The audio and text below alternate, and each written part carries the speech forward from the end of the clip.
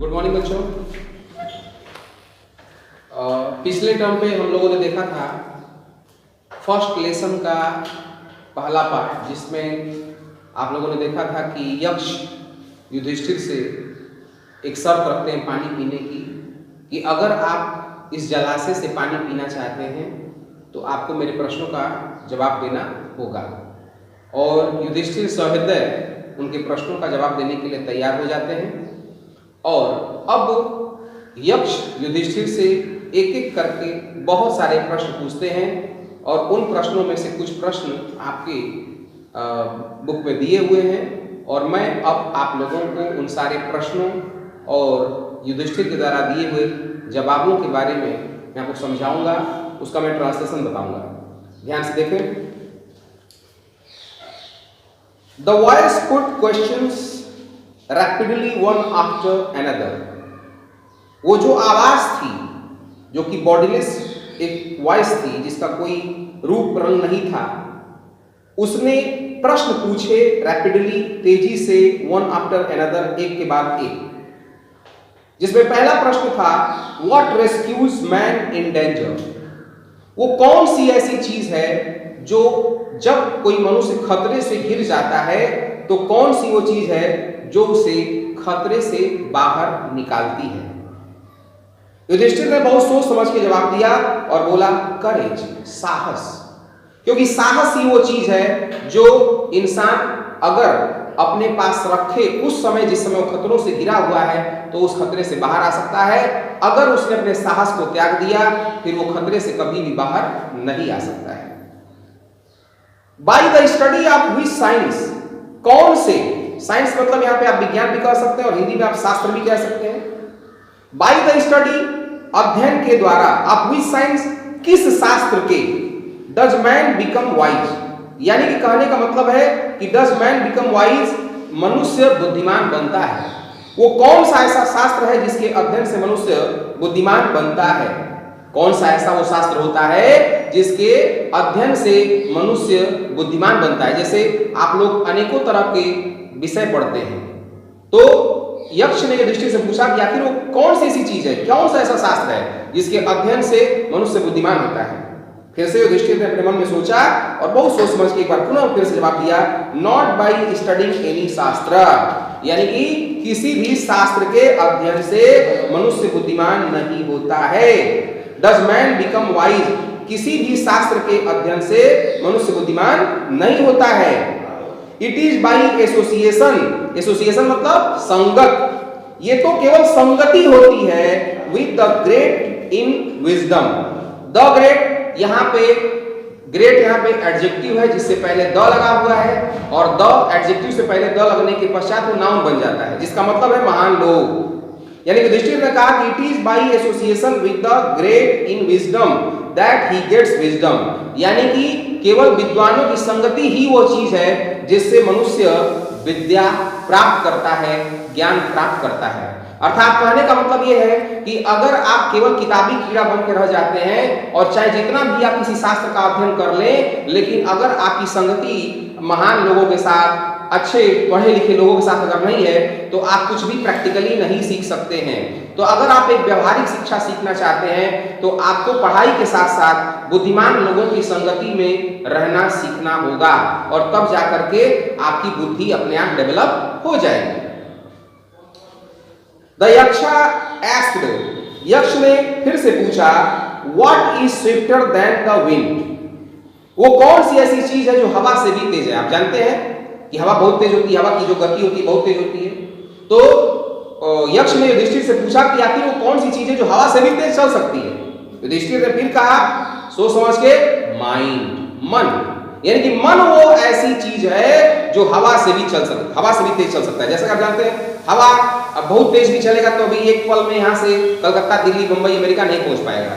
लेकिन अगर अभी आपका मन है, अभी रसना में है, अभी आपका मन बलिया में होगा, अभी बनारस में होगा, अभी कलकत्ता में होगा, मुंबई में होगा, अभी अमेरिका भी आपका मन पहुंच सकता है। तो मन की जो गति है वो बहुत तीव्र होती है, हवा से लाखों गुना ज्यादा, क्योंकि आप पल में कहीं भी पहुंच सकता है आपका मन। तो युधिष्ठिर ने कहा कि मन वो ऐसी चीज है जिसकी गति हवा से भी तेज होती है।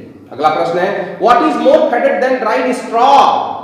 उन्होंने कहा, यक्ष ने पूछा कि व्हाट इज मोर फेडेड, वो कौन सी ऐसी चीज है जो कहीं ज्यादा मुरझाई हुई रहती है, कहीं ज्यादा सूखी हुई रहती है, देन अ ड्राइड स्ट्रॉ, एक सूखा हुआ जो घास फूस होता है, जो सूखा हुआ तिनका होता है, बिल्कुल जो सूखा हुआ तिनका होता है, उससे भी ज्यादा सूखा हुआ क्या है, जो सूखा हुआ तिनका जिसे आप देखते हैं भूसा घास फूस के तौर पे, उससे भी ज्यादा सूखा हुआ क्या है। तो युधिष्ठिर ने कहा अ सॉरो स्ट्राइकिंग हार्ट, यानी कि एक शोकाकुल, एक दुखी, एक निराश हृदय, यानी कि एक ऐसा हृदय जो अत्यंत दुखों से पीड़ित है, एक ऐसा मन जो अत्यंत दुखों से पीड़ित है, जो दुख से भरा हुआ है, उस सूखे हुए तिनके से भी ज्यादा सूखा हुआ है। क्योंकि जिस तरह से एक सूखे हुए तिनके में पुनः जान नहीं डाली जा सकती, उसी तरह से एक निरुत्साही, एक ऐसा हृदय जिसने अपनी सारी उम्मीदों को खो दिया है, उसे फिर से कभी हरा भरा किया जा सकता नहीं है, क्योंकि उसके मन के सारे उत्साह उमंग सब कुछ खत्म हो गए हैं, उसकी सारी उम्मीदें, सारी आशाएं समाप्त हो चुकी हैं। तो इसलिए उन्होंने कहा एक दुखी हृदय, दुख से भरा हुआ जो हृदय होता है, वो आपके सूखे हुए तिनके से भी कहीं ज्यादा सूखा हुआ होता है। सूखा हुआ का मतलब यहाँ पे है निरुत्साहित, आशा रहित। What befriends a traveler, वो कौन सी ऐसी चीज है जो एक यात्री के साथ रहती है। जब आप यात्रा करने जाते हैं, अपना घर मकान जमीन जायदाद परिवारजनों को सबको छोड़कर जाते हैं, तो अब ऐसा नहीं है कि जब आप यात्रा करने जाएंगे तो अपना पूरा घर अपने ऊपर उठा के ले जाएंगे, बहुत कुछ आप लेकर नहीं जा सकते हैं। तो ऐसी वो कौन सी चीज होती है जो इंसान अगर खाली हाथ भी हो, अगर कहीं हम जाते हैं और संजोग बस मान लीजिए कि वहां पे हम कुछ भी लेकर नहीं जा सकते हैं, खाली हाथ ही अगर वहां पे जाना है, उसके बावजूद भी अगर हम खाली हाथ भी अगर किसी यात्रा पे जाएं, तो कौन सी ऐसी चीज है जो हमारे साथ रहती है। वो कौन सी ऐसी चीज है जो एक मनुष्य के साथ एक मित्र बन के रहती है उसकी यात्रा के दौरान, अगर उसकी यात्रा के दौरान उसके साथ कुछ भी न हो तो। यानी कि कौन सा ऐसा सबसे बड़ा मित्र है जो हर समय हर वक्त हमारे साथ रहता है यात्रा के दौरान। युधिष्ठिर ने कहा लर्निंग, यानी कि हमारा ज्ञान, हमारी शिक्षा, हमारा अनुभव हमेशा हमारे साथ रहता है। क्योंकि एक यात्री जब यात्रा पे जाता है, जब वो घर पे रहता है तो एक सेफ जोन में रहता है, ये जब वो यात्रा के दौरान जाता है तो उसे हर समय चौकन्ना रहना पड़ता है। अगर वो पल भर के लिए भी अगर वो चौकन्ना न रहे तो उसके साथ कोई बहुत बड़ा हादसा हो सकता है, उसे कोई लूट सकता है, उसे कोई मार सकता है, उसे कोई धोखा दे सकता है। तो अगर आप यात्रा पे जाते हैं, हर समय ज्ञान, आपके पास जो भी आपका ज्ञान है वही आपका सच्चा मित्र है। अगर आपके पास ज्ञान नहीं है तो शायद आप यात्रा अच्छे से नहीं कर पाएंगे। तो यहाँ पे कहने का तात्पर्य यह है कि जब यक्ष ने पूछा कि कौन सी ऐसी वो चीज है जो एक यात्री का सबसे बड़ा मित्र होती है, तो उन्होंने कहा ज्ञान, क्योंकि ज्ञान ही यात्रा में काम आती है, यात्रा के दौरान और बहुत सारी चीजें काम नहीं आती है। Who is the friend of one who stays at home? वो कौन सा ऐसा मित्र है जो आपके कौन सा वो सबसे बड़ा मित्र है जो आपके घर पे रहता है।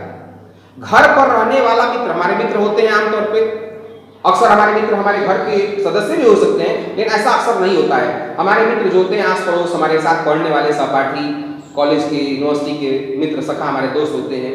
तो कौन सा ऐसा दोस्त है जिसको आप कह सकते हैं कि वो आपका फैमिली मेंबर भी है और साथ में आपका दोस्त भी है, यानी घर पे रहने वाला सबसे बड़ा मित्र कौन है। तो युधिष्ठिर ने कहा पत्नी, कहा दवाई पत्नी घर पे रहने वाली सबसे बड़ी मित्र है। ऐसा क्यों? क्योंकि पत्नी बहुत सी ऐसी बातें हमारे मन की होती हैं जो हम अपने माता पिता से, अपने भाई बहनों से, अपने पुत्रों से, पुत्रियों से हम शेयर नहीं कर सकते हैं। लेकिन पत्नी वो एक ऐसा प्राणी है, एक ऐसी जीव है, एक ऐसा फैमिली मेंबर है, एक ऐसी सखी है, सहेली है, दोस्त है, मित्र है, रिश्तेदार है, जिसके साथ अपने मन की सारी बातों को शेयर कर सकते हैं। तो इसी वजह से कहा गया है कि पत्नी घर पे रहने वाली सबसे बड़ी मित्र है, क्योंकि उससे हम अपना हर सुख दुख उसे हम बांट सकते हैं। तो युधिष्ठिर ने कहा पत्नी। अगला प्रश्न है who accompanies a man in death? आपने अक्सर सुना है कि हम मुट्ठी बंद करके धरती पर आते हैं, पैदा होते हैं, और जब मरते हैं तो अपने हाथ हमारे खुल जाते हैं, यानी कि हम सब कुछ छोड़ के चले जाते हैं, यानी कि हमारे साथ कुछ भी, मरने के पश्चात हमारे साथ कुछ भी नहीं जाता है। तो वो कौन सी ऐसी चीज है जो मृत्यु के पश्चात भी हमारे साथ जाती है? ये सोचने वाली बात है कि वो कौन सी ऐसी चीज है जो मृत्यु के उपरांत भी हमारे साथ जाती है। युधिष्ठिर ने कहा सोच समझ के धर्म, यानी कि धर्म किसे कहते हैं? धरती पर रहने वाला मनुष्य अपने जीने के लिए जो कार्य करता है, जो कर्तव्य होता है, उसी को उसका धर्म कहते हैं। एक मनुष्य धरती पर जीने के लिए जो भी कर्म करता है वही उसका धर्म है।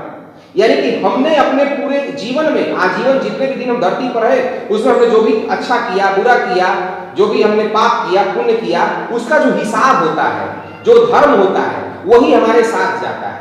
अगर हम अच्छा करेंगे हमारे साथ अच्छा जाएगा, बुरा करेंगे हमारे साथ बुरा जाएगा। यानी कि हम जीते समय, जब धरती पर हम रहते हैं, जिंदा रहते हैं, उस समय हम जो भी कार्य करते हैं धरती पे, वो ही हमारे, उनका परिणाम ही हमारे, उनका प्रतिफल ही हमारे मरने के उपरांत हमारे साथ जाता है। That dharma that alone accompanies the soul in the solitary journey after death. Solitary journey मतलब अकेली, कोई किसी के साथ नहीं मरता है। हम मरने के पश्चात हमारी जो यात्रा होती है हम अकेले हो जाती है। भले जीते रहते समय हम लोग बहुत से लोगों के साथ रहते हैं, लेकिन जब हम मरते हैं तो अकेले मरते हैं और हमारा जो प्राण होता है अकेले ही यहाँ से प्रस्थान करता है। तो धर्म इकलौता एक ऐसा चीज है जो हमारी मृत्यु के बाद हमारी आत्मा के जो एकांकी यात्रा होती है, जो अकेली यात्रा होती है, उसमें वो साथ जाता है और कोई चीज साथ नहीं जाती। Which is the best vessel. फिर यक्ष ने पूछा, ये बताओ युधिष्ठिर कि सबसे बड़ी नाव कौन सी है, सबसे बड़ा जहाज। वेसल मतलब यहाँ पे जहाज से, वेसल मतलब बर्तन भी होता है।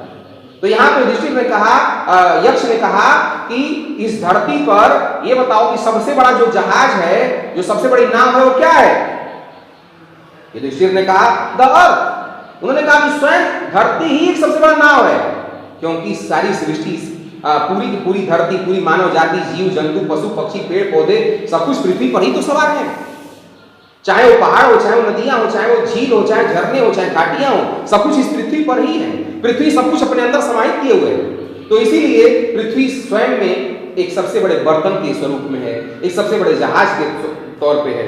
The earth which contains all with in itself. धरती स्वयं ही अपने अंदर सब कुछ धारण किए रहती है, इज द ग्रेटेस्ट वेसल। और इसीलिए यही सबसे बड़ी जहाज कह लीजिए, चाहे सबसे बड़ा बर्तन कह लीजिए। अंततोगत्वा फिर यक्ष ने पूछा युधिष्ठिर से, व्हाट इज हैप्पीनेस। हैप्पीनेस, सुख क्या है, खुशी क्या है। तो युधिष्ठिर ने कहा कि happiness is the result of good conduct. अच्छे आचरण का जो परिणाम होता है, यानी कि जब भी हम कुछ अच्छा करते हैं, आपने महसूस किया होगा कि जब भी हम कुछ अच्छा करते हैं हमें अंदर से बहुत अच्छी फीलिंग आती है, वही असली खुशी होती है। तो युधिष्ठिर ने कहा कि अच्छे कर्मों का जो परिणाम होता है, अच्छे आचरण का जो परिणाम होता है, उसी को खुशी कहा जाता है।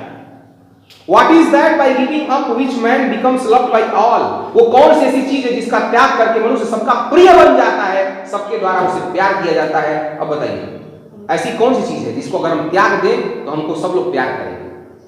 What is that? वो ऐसी क्या चीज है by giving up, जिसका त्याग करके मनुष्य सबका प्रिय बन जाता है। तो इन्होंने कहा प्राइड, अहंकार। यानी कि अहंकार एक ऐसी चीज है कि अगर आप अहंकारी स्वभाव के हैं तो आपसे कोई प्यार नहीं करता है, लेकिन जैसे अपने मन का आप अहंकार त्यागते हैं आप सबके प्रिय बन जाते हैं। For if man gives up being proud, अगर मनुष्य केवल अहंकारी बनना अगर त्याग दे, he will be loved by all, वो सबके द्वारा प्यार किया जाएगा। बच्चों आज के लिए बस इतना ही। नेक्स्ट अगले वीडियो आप देखेंगे, मैं कोशिश करूंगा कि अगले वीडियो में मैं ये पूरा चैप्टर खत्म कर दूं। आप इसे बार बार वीडियो को देखिए, इसे पढ़िए, और अगर कोई भी दिक्कत होती है तो आप व्हाट्सएप पे आप इसके बारे में आप पूछ सकते हैं। धन्यवाद।